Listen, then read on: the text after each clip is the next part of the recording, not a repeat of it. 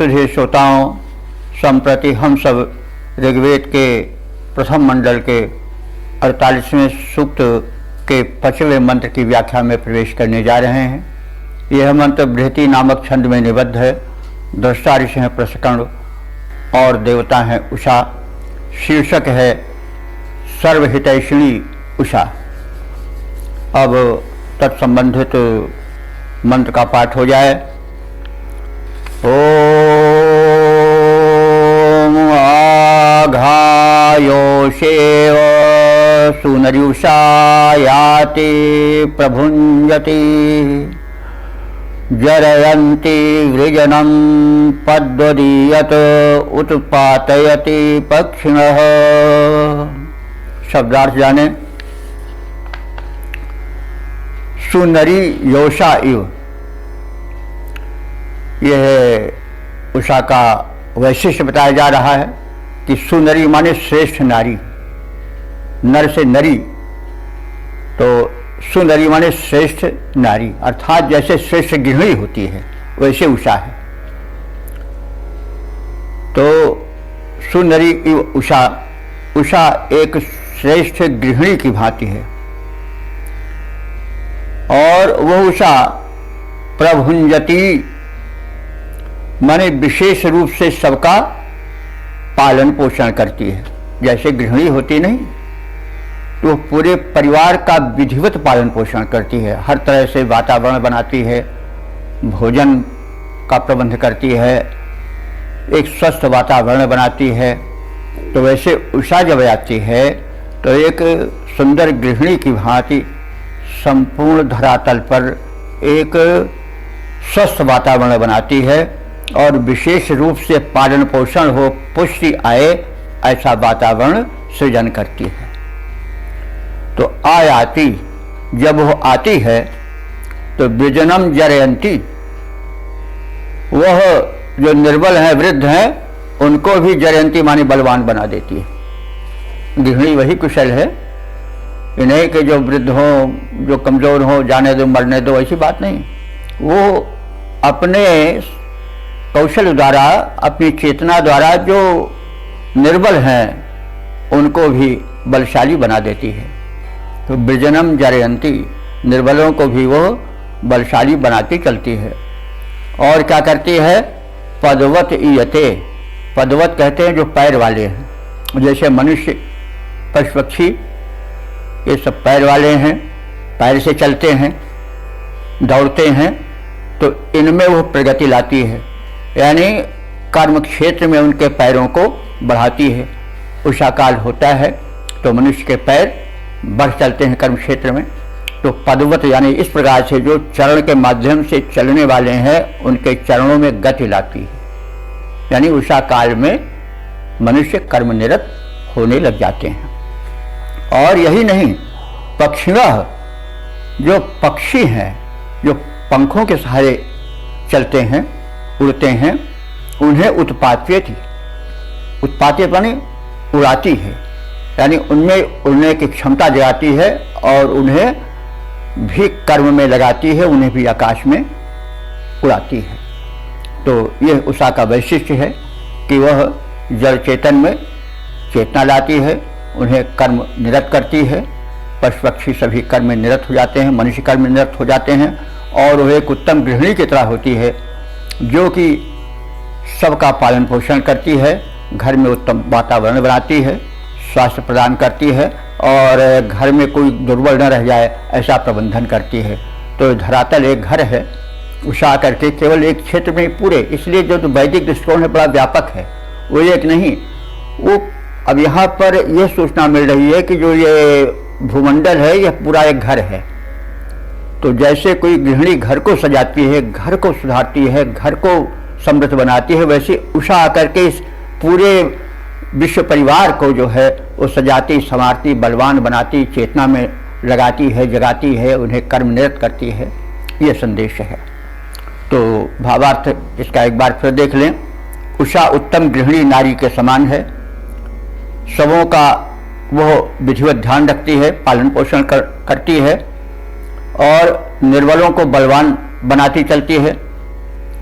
जो पदचारी प्राणी हैं उन्हें चलने की प्रेरणा देती है, और जो पक्षी हैं उन्हें भी उड़ने को प्रेरित करती है, यानी पूरा संसार कर्म निरत हो जाता है उषा काल के आते ही। तो अब इसका हम पद्य रूपांतरण देखें।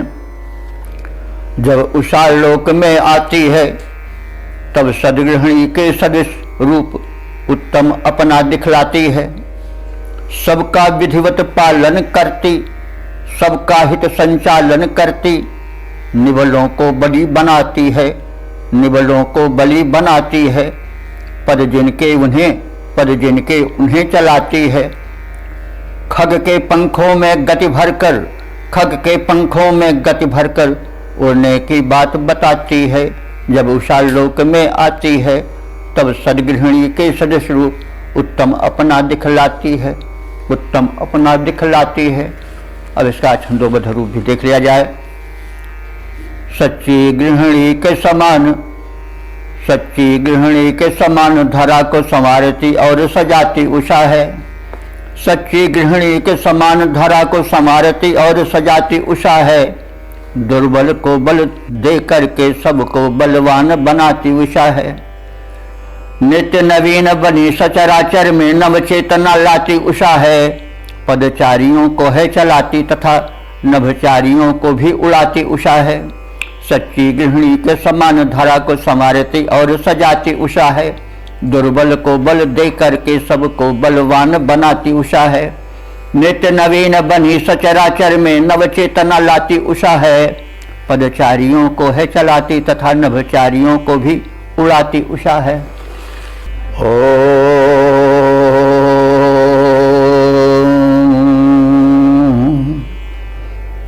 वेद प्रेमियों, सुधी श्रोताओं, संप्रति हम सब ऋग्वेद के प्रथम मंडल के 48वें सूक्त के 6ठे मंत्र की व्याख्या में प्रवेश करने जा रहे हैं।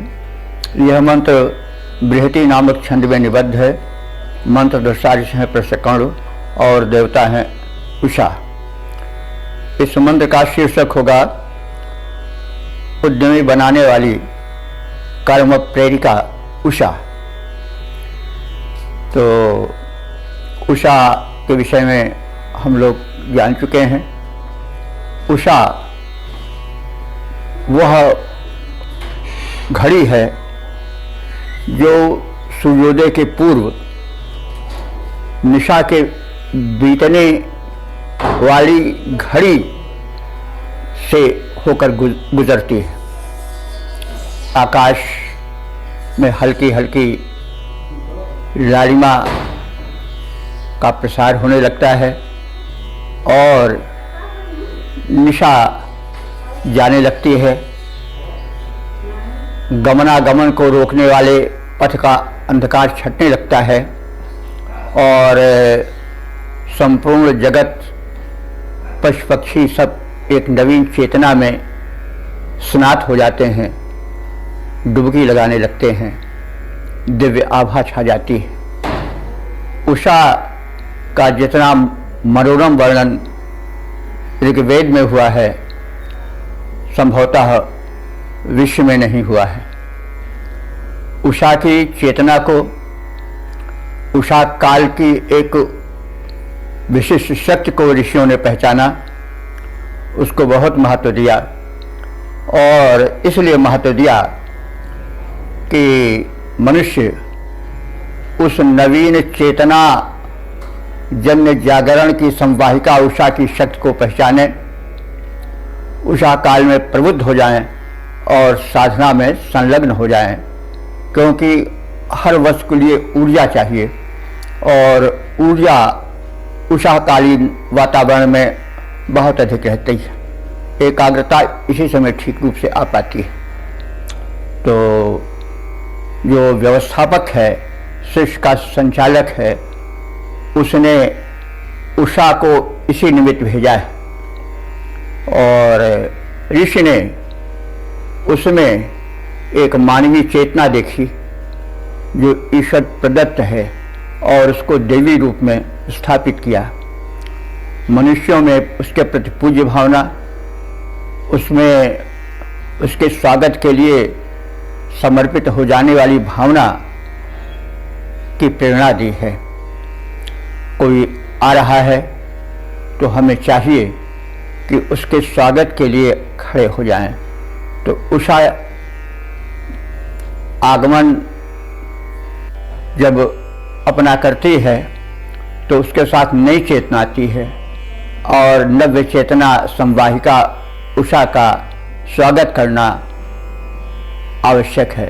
उसका स्वागत है कि हम जग जाएं, कर्म में संलग्न हो जाएं। तो इस सब भूमिका में हमें अर्थ को देखना चाहिए और ऋषि के संदेश के अनुसार क्रियान्वयन में लग जाना चाहिए। तो जो वैदिक मंत्र हैं वो बड़े प्रेरक हैं, उनमें बड़ी भावनाएं छिपी हुई हैं।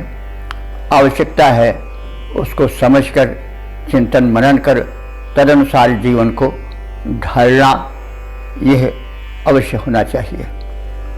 तो अब उद्यमी बनाने वाली कर्म प्रेरिका उषा शीर्षक में जो भाव सन्निहित है उससे संबंधित मंत्र का प्रथम पाठ हो जाए। ओम वीया सृजते समनं व्यर्थिनः पदं न वेत्योदति वयो न किष्टे पत्ति प्रप्तिवांस आसते विष्टौ वाजिनीवती। ओम विया सृजति समनं व्यर्थिनः पदं न वेत्योदति वयो न किष्टे पप्तिवांस आसते विष्टौ वाजिनीवती। शब्दार्थ जाने। याम, याम माने जिसको, या माने जो। तो या यानी जो, उषा समनम, समनम कहते हैं मनस्वी व्यक्ति को। मनस्वी कहते हैं जो मननशील हो और आगे बढ़ने का, जीवन में समुन्नति का इच्छुक हो, वह मनस्वी है। तो उषा जो मनस्वी साधक हैं, विचारक हैं, उन्हें विसृजति, विसृजति माने कर्म में संलग्न कराने की प्रेरणा देती है। तो उषा मनस्वियों को कर्म में लगाती है, साधकों को चिंतन और साधना हेतु प्रेरणा देती है, क्योंकि उस समय एक विशेष ऊर्जा प्रकृति में आती है जिसे उषा अपने अंचल से गिराती चलती है। तो ऐसी परिस्थिति में विअर्थिनः, जो व्यर्थिन है उसका खंड किया जाएगा तो हो जाएगा विअर्थिनः, जो विशेष, विशेष के अर्थ में उपसर्ग रूप में प्रयोग हुआ है। अर्थिनः माने अर्थी, अर्थी यानी चाहने वाले, उसी का बहुवचन है अर्थी, अर्थिनो अर्थिनः। तो ये अर्थिनः जो कि चाहते हैं जीवन में सार्थकता, अर्थ का अर्जन करना चाहते हैं, उनके लिए भी उषा एक भूमिका तैयार करती है। अर्थिनः जी जो धनेच्छु हैं उनके लिए वो विशेष प्रेरणा बनकर आती है। ओदति पदम न वेत्ति, ओदति कहते हैं जीवन प्रदायिका को। तो उषा का विशेषण है, उषा कैसी है? नव जीवन प्रदायिका है। और पदम न वेति, वह किसी एक पद माने स्थान पर टिककर नहीं रहती है, क्योंकि उसे पूरी सृष्टि को देखना है। और देखिए बंधुओं, इसमें हम चाहें तो वह धरती की गति का भी अवलोकन कर सकते हैं। ऋषियों को तो सब कुछ मालूम था, तो सर्वदृष्टा थे। उषा जो है वो एक स्थान पर टिककर नहीं रहती है। सूर्योदय जो है सबसे प्रथम इस धरती के पूर्वी अंचल पर होता है।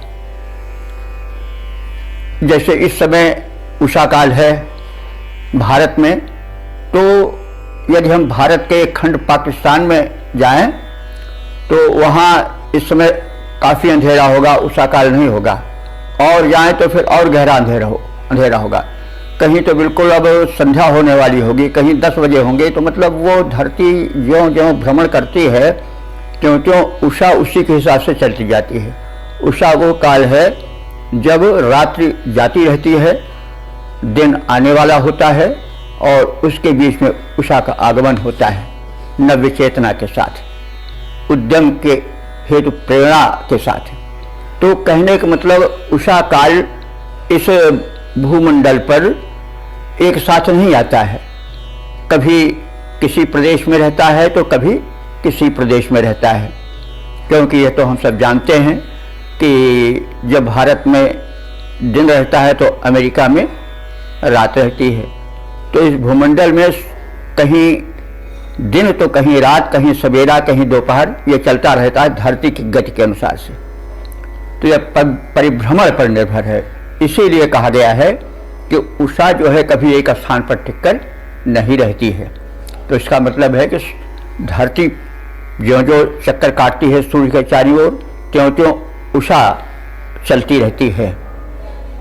तो इस तरह से हम देख सकते हैं कि ऋषियों को पृथ्वी की भ्रमण शक्ति का भी ज्ञान था। वे जानते थे कि उषा जो है वो एक साथ ही पूरे भूमंडल पर नहीं आती है। तो इसीलिए कहा गया है कि वह ओदती जो है यानी जीवनदायिका उषा जो है वो पदम न वेती, किसी एक पद यानी स्थान पर टिककर नहीं रहती है। और वाजिनीवती, उसके विशेषण दिए गए हैं कि वह कैसी, वाज कहते हैं शक्ति को भी, वाज कहते हैं अन्न को भी। तो वह कैसी है, वाजिनीवती है, अन्न धन अथवा शक्ति प्रदायिका है। और कैसी है, वह चेतना प्रदायिका है। ते विष्णु, और संबोधन करके कहा जा रहा है कि हे वैभव संपन्न उषा देवी अथवा हे सत्य संपन्न उषा देवी, ते विष्णु, ते माने तुम्हारे, विष्णु माने प्रकाशित होने पर, विष्णु प्रकाशित होने पर, ते विष्णु तुम्हारे प्रकाशित होने पर, प्राप्तिवांसम वयः, प्राप्तिवांसम माने उड़ने वाले, वयः माने पक्षी, वयः संपूर्ण पक्षी के लिए आया है। वैसे इस समय बया हम लोग कहते हैं, जो छोटी चिड़िया होती है उसको कहते हैं बया है। तो वो आज भी बया शब्द चल रहा है, लेकिन वो गौरैया टाइप की जो छोटी चिड़िया होती है उसके विषय में प्रयुक्त होता है। लेकिन वैदिक युग में बया पक्षी समुदाय के लिए प्रयुक्त होता था। तो जब उषा काल आता है तो उसमें पक्षी जग जाते हैं, वे अपने घोंसले में नहीं रहते हैं, वे सक्रिय हो जाते हैं। तो यह सूचित कर रहा है कि यह सक्रियता का काल होता है, इसलिए इसमें पक्षी पशु पक्षी सब जागृत हो जाते हैं। तो मनुष्य को भी जागृत हो जाना चाहिए, यह संदेश है। तो इसका यह अर्थ हुआ कि चिंतन मननशील विचारकों साधकों को उषा आगमन करने पर उनको प्रेरित करती है कि वे चिंतन मनन और साधना में संलग्न हो जाएं। यह उषा जो धनेच्छु हैं, धनार्जन करना चाहते हैं, उन्हें यह प्रेरणा देती है, प्रकाश देती है। जीवन दायिनी उषा कहीं टिककर नहीं रहती है, वह सर्वत्र भूमंडल पर अलग अलग समय पर आती हुई अपने अनुदानों को लुटाती हुई चलती है। वो निरंतर गतिशील रहती है, आती जाती रहती है। यह उषा सबको जीवन प्रदान करती हुई भूमंडल पर विचरण करती रहती है और चमकती रहती है, प्रकाशित होती रहती है। उषा के प्रकाशित होने पर संपूर्ण प्राणी क्रियारत हो जाते हैं। इसलिए मनुष्य को भी हो जाना चाहिए यह संदेश है। और उषा जब आती है तो पक्षी भी बैठे नहीं रह जाते हैं, वे भी अपने घोंसलों को छोड़कर बाहर आते हैं और पंख फड़फड़ाने लगते हैं, उड़ने को समुद्रित हो जाते हैं। तो इस प्रकार से उषा का आगमन उद्यम और सक्रियता लाने के लिए होता है। और ऋषि संदेश देना चाहता है कि हम उषा काल में क्रियारत हो जाएं, उस काल के आगमन से अपने को बलिष्ठ बनावें, उद्यमी बनावें, संपन्न बनावें। Early to bed and early to rise makes healthy wealthy and wise. तो इस प्रकार से उषा काल की महत्ता का वर्णन करके ऋषि ने उसके प्रति आकर्षण पैदा करके सबको संदेश दिया है कि उषा का स्वागत करें और उससे वैभव प्राप्त करें, स्वास्थ्य प्राप्त करें, धन प्राप्त करें और अपने को धन्य बनाएं। तो अब इस मंत्र का पद रूपांतरण देख लिया जाए। उषा परम प्रेरणादायिका, सकल प्राणियों का हित करती, सचराचर संपूर्ण सृष्टि में नव्य चेतना बनी विचरती, चिंतक साधक द्रव्याकांक्षी सभी प्रेरणा पाते हैं। इस उषा से चिंतक साधक द्रव्याकांक्षी सभी प्रेरणा पाते हैं, नई चेतना नव जीवन पा सभी धन्य हो जाते हैं, सभी धन्य हो जाते हैं। उषा घूमती निखिल जगत में, उषा घूमती निखिल जगत में कहीं न टिक कर रह पाती है, सबको निज अनुदान बांटती, रुचिराभा यह फैलाती है। उषा प्रकाशित होती है तब क्रियाशील सब हो जाते हैं, उड़ने लगते मुक्त गगन में खग न नीर पर रुक पाते हैं। इस प्रकार यह उषा जगत में नव प्रेरणाएं है भरती। उषा परम प्रेरणादायिका, सकल प्राणियों का हित करती। तो इस प्रकार से हम शब्दार्थ, भावार्थ और पद रूपांतरण जान चुके हैं। अब इसका छंदोबद्ध रूप जो सवैया में है उसे भी देख लें।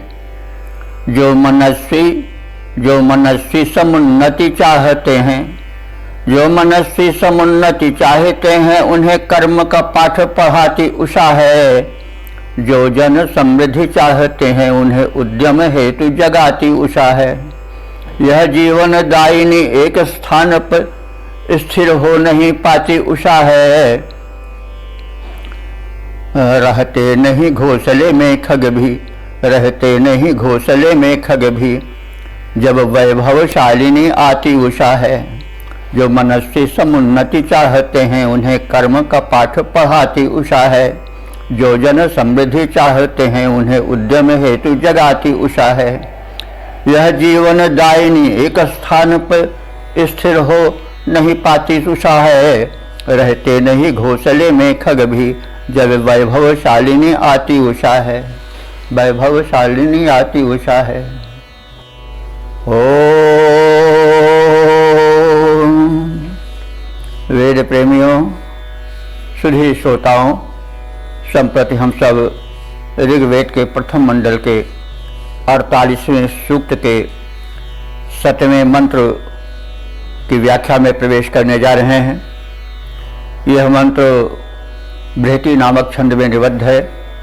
दृष्टा ऋषि हैं प्रशकर्ण और देवता हैं उषा। शीर्षक है जनोपकारिणी उषा। अब प्रथम मंत्र का पाठ हो जाए। ओम एषा युक्त परावतः सोजस्योदयनादधि शतं रथेभिः शुभघोषा इयं वि यात्यभिमानुषान्। अब शब्दार्थ जाने। ऐशा, ऐशा माने यह, यानी यह उषा। परावतः, परावतः कहते हैं दूर से। सूर्य से उदयात, सूर्य से उदयनाथ, यानी सूर्य के उदय होने के पूर्व बहुत दूर से अधि माने आती है, धरती पर आती है, सूर्योदय के पहले आती है। उषा का आगमन सूर्य के आगमन के पूर्व हो जाता है, पथ प्रशस्त हो जाता है, आकाश से भी अंधकार छट जाता है, धरती से भी अंधकार छट जाता है और झुलफुली आभा छिटकने लगती है। तो यह है आगमन काल है उषा का। इसीलिए कहा गया है कि यह उषा परावतः सूर्य से उदयनाथ, सूर्य के उदय के पहले ही बहुत दूर से यह चल पड़ती है, स्वर्गलोक से आती है। जैसा कहा गया है इसको दिवह दुहिता, स्वर्गलोक की यह पुत्री है, यह स्वर्गलोक से आती है और स्वर्ग में जो रहेगा अमृत लेकर आएगा ही। जो अमृत, इसीलिए उषा काल को अमृत वेला भी कहा जाता है, ब्रह्म मुहूर्त भी कहा जाता है। तो यह अमृत वेला है, उषा जिसे लाती है और वह सूर्योदय से पूर्व ही परावतः माने बड़े दूर प्रदेश से स्वर्गलोक से चल पड़ती है भूलोक का कल्याण करने। तो आयुक्त, आयुक्त कहते हैं युक्त, युक्त माने जोड़ना। तो वह जोड़ती है, किसे जोड़ती है? अपने रथ को घोड़ों से जोड़ती है और चलने के लिए तत्पर हो जाती है। तो सूर्योदय के बहुत पूर्व ही उषा द्विलोक से चल पड़ती है और तदर्थ अपने अश्वों को रथ में जोड़ती है, यानी चलने को तत्पर हो जाती है। यम सुभगा उषा, यम माने यह, सुभगा माने सौभाग्यवती उषा, सौभाग्यवती उषा का विशेषण है। यह उषा सौभाग्यवती है, तो जो सौभाग्य युक्त रहेगा वही तो सौभाग्य दे पावेगा। तो उषा सौभाग्यवती है, वो धरती में सौभाग्य प्रदान करने के लिए आती है। और मानुषान अभि, मानुषान माने मनुष्यों को चारों ओर से यह अपने अनुदान प्रदान करती है। और शतम रथे भी वियाति, और वह सैकड़ों प्रभा रूपी रथों से वियाति माने याति माने जाती है, वि उपसर्ग है। तो वह सैकड़ों प्रभा के रथ से धरती पर उतरती हुई आती है, धरती पर उतर जाती है। तो इस प्रकार से हमने शब्दार्थ का संक्षिप्त परिचय प्राप्त कर लिया। भावार्थ भी एक बार जान लें सपाट रूप में। यह उषा देवी सूर्योदय के पूर्व ही अपने रथों को योजित करती है। यह सौभाग्यशालिनी उषा दिव्य लोक से, स्वर्गलोक से अपने साथ अमृत वेला ला करके अपने सैकड़ों रथों द्वारा मनुष्यों के हितार्थ चल पड़ती है। तो अब इसके पद रूपांतरण से भी परिचित हो लें। उषा सुहागन सूर्योदय से पूर्व चढ़ी रथ पर आती है। उषा सुहागन सूर्योदय से पूर्व चढ़ी रथ पर आती है, योजित कर सैकड़ों प्रभारथ महिमंडल पर मंडराती है। योजित कर सैकड़ों प्रभारथ महिमंडल पर मंडराती है। यह सौभाग्यशालिनी देवी, यह सौभाग्यशालिनी देवी स्वर्गलोक से आया करती, संयोजित सैकड़ों रथों से भू पर सुख बरसाया करती, भू पर सुख बरसाया करती, लाया करती नव्य चेतना सोती धरती जग जाती है। लाया करती नव्य चेतना सोती धरती जग जाती है। उषा सुहागन सूर्योदय से पूर्व चढ़ी रथ पर आती है। अब इसके सविया छंद में भी देख लें। सूर्योदय के पहले पथ के तम को लग जाति मिटाने उषा है। सूर्योदय के पहले पथ के तम को लग जाति मिटाने उषा है। सौभाग्यवती अपने रथ से लग जाती मही पर आने उषा है। आकर के महिमंडल पर लग जाती प्रभा बरसाने उषा है। मनुजों के हितार्थ दिलोक से लगती मही पर मुस्काने उषा है। मनुजों के हितार्थ दिलोक से लगती मही पर मुस्काने उषा है। ओ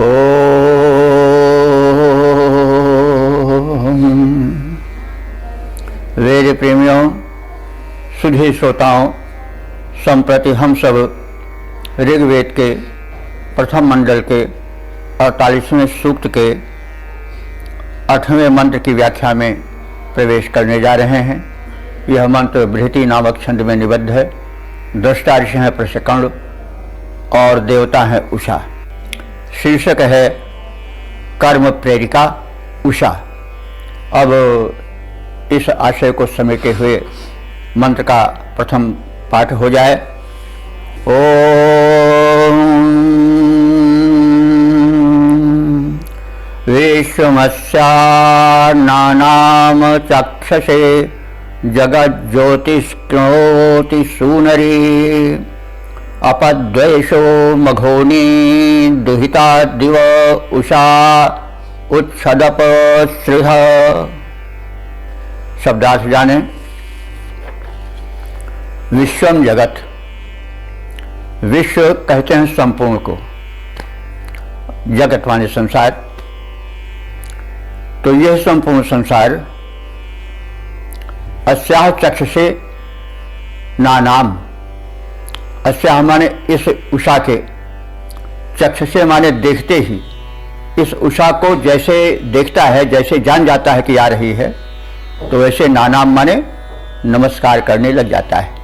स्वागत में संसार समुद्रित होकर के उषा को नमस्कार करने लग जाता है। ज्योति कृणोति, और यह उषा आकर के ज्योति कृणोति माने प्रकाश फैलाती है। मघोनीम दिवह दुहिता उषा, ये जो उषा है यह मघोनी है। मघ माने होता ऐश्वर्य, मघोनी माने ऐश्वर्य दायिका अथवा ऐश्वर्य धारिका। तो यह मघोनी उषा जो है वो दिवह दुहिता, दिवह माने स्वर्गलोक की, दुहिता माने पुत्री है। यह ऐश्वर्यशालिनी, ऐश्वर्य पदायिनी मघोनी उषा जो है वह स्वर्गलोक की पुत्री है और कृपा करती है, धरती पर आती है। श्रीधः द्वैषः अप उच्छत, आकर के यह क्या करती है? श्रीधः, श्रीधः माने हिंसक, द्वैषः माने द्वेषियों को, शत्रुओं को, अप उच्छत दूर कर देती है, उन्हें भगा देती है। तो इस प्रकार से उषा को नेतृत्व युक्त सृष्टि के सौंदर्य संचालिका रूप में, नवस्फुट प्रदायिका रूप में उसका नेतृत्व करने वाली कहा गया है। और वह जब आती है तो ऐश्वर्य बरसाती है और संसार उसे नमन करने लग जाता है, समादर देने लग जाता है। और यह उषा करके अंधकार रूपी पिशाच को भगाती है। जो द्वेषी हैं जन के, उनको यह भगा देती है। अंधकार जो है ज्ञान का प्रतीक होता है, वो द्वेषी ही है। और साथ साथ जो राक्षसी प्रवृत्ति के जीव हैं उन्हें भी यह भगाती है, उन्हें भी यह नष्ट करती है। तो इस प्रकार से उषा के उपकार को याद करते हुए ऋषि ने यह मंत्र कहा है। इसका भावार्थ सपाट रूप में इस प्रकार से देखा जा सकता है। सारा संसार इस उषा देवी को देखते ही नमन करने लग जाता है, समादर देने लग जाता है। यह उषा कर्मों से और कर्मों की श्रेष्ठ संचालिका है, अर्थात उषा के आते ही संसार कर्म निरत हो जाता है, उद्यम में लग जाता है। यह उषा जो है प्रकाशिका है, अंधकार की विनाशिका है, उत्तम मार्गदर्शिका है। यह ऐश्वर्यशालिनी है, यह स्वर्ग कन्यका है और यह हिंसक शत्रुओं को दूर करती है। क्योंकि रात्र में निशाचर, निशाचर ही कहे जाते हैं, जो रात में चरें, चोर चमार चांडाल आदि सब निशाचर ही हैं। तो इस प्रकार से यह उषा मानव का परम कल्याण करती है। इसका हम पद्य रूपांतरण देख लें। उषा देवी की महिमा अतुलित, शक्ति और ऐश्वर्य अपार, उसे देखते ही लग जाता करने नमन सकल संसार। ज्योति जाल फैलाती जग में अंधकार भग जाता है, रजनी का निश्चेष अलस जग, रजनी का निश्चेष अलस जग कर्मों में लग जाता है। स्वर्ग कन्या उषा मिटाती, स्वर्ग कन्या उषा मिटाती, हिंसक अरि के अत्याचार। उषा देवी की महिमा अतुलित, शक्ति और ऐश्वर्य अपार, उसे देखते ही लग जाता करने नमन सकल संसार। तो अब इसके सविया रूप को भी देख लें। संसार समस्त समादर में झुकता जब जानता आती उषा है, संसार समस्त समादर में झुकता जब जानता आती उषा है। संचालिका है शुभ कर्म समस्त की, वैभव को बरसाती उषा है। अंधियारा मिटाती है आती चली, भली ज्योति के जाल बिछाती उषा है। यह स्वर्ग सुता पथ दर्शिका, हिंसक शत्रु को मार भगाती उषा है।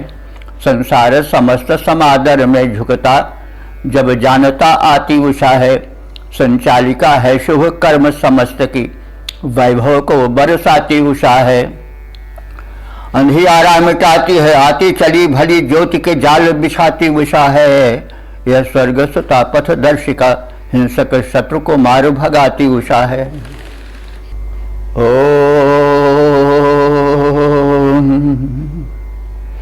वेद प्रेमियों, सुधी श्रोताओं, संप्रति हम सब ऋग्वेद के 48वें सूक्त के 9वें मंत्र की व्याख्या में प्रवेश करने जा रहे हैं। यह मंत्र बेहती नामक छंद में निबद्ध है। मंत्र दृष्टा ऋषि हैं प्रसकर्ण और देवता हैं उषा। शीर्षक है ऐश्वर्य हेतु उषा का आवाहन।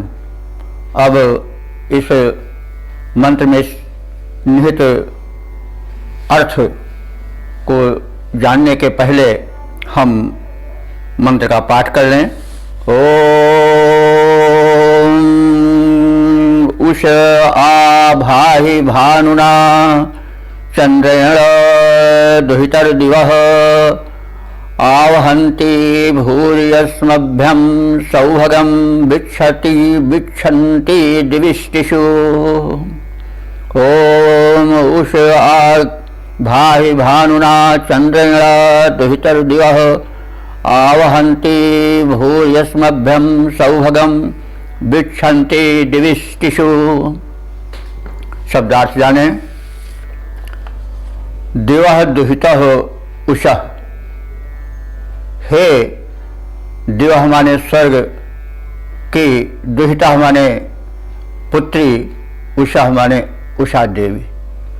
हे उषा देवी, तुम स्वर्ग की पुत्री हो। और चंद्र भानुना आ गए। चंद्र का अर्थ होता है चंद्रेति आह्लादेत इस चंद्र, जो आह्लादित करे वह चंद्र है। तो यहाँ चंद्र का अर्थ वो चंद्रमा नहीं है जैसे हम लोग जानते हैं। यह उषा के आह्लादित रूप का विशेषण है। तो चंद्र, हे उषा, तुम आह्लादक ज्योति से संवलित हो।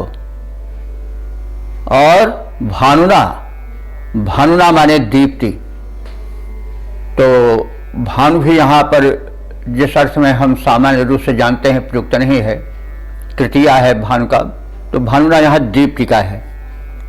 तो हे उषे, तुम जो है वह आह्लादक दीप से युक्त हो और आगे ही हमारे इस कर्मस्थल पर, यज्ञस्थल पर आगमन करो।